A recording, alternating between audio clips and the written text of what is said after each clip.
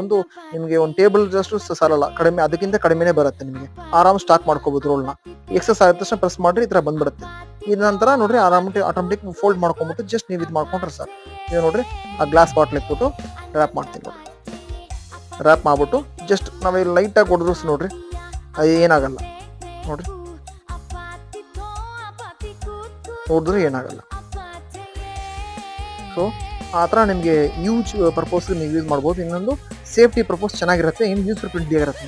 ನಿಮಗೆ ಜಾಗ ತುಂಬ ಬೇಕಂತ ಅವಶ್ಯಕತೆ ಇಲ್ಲ, ನಿಮಗೆ ಆರಾಮಾಗಿ ನೀವು ಅದನ್ನ ಸಪ್ಲೈ ಮಾಡ್ಬೋದು. ಇ ಕಾಮರ್ಸಿಗೆ ಟ್ರಾನ್ಸ್ಪೋರ್ಟ್ ಪರ್ಪಸ್ ಡ್ಯಾಮೇಜ್ ಆಗೋದು ತುಂಬ ಕಡಿಮೆ ಆಗುತ್ತೆ.